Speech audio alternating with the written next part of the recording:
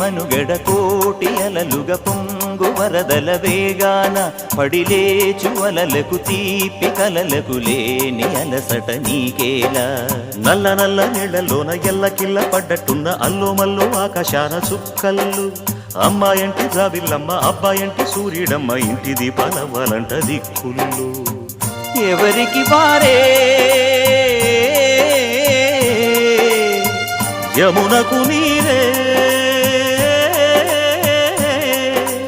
రేవు నీరు నావదంట నావతోడు రేవుదంట పంచుకుంటే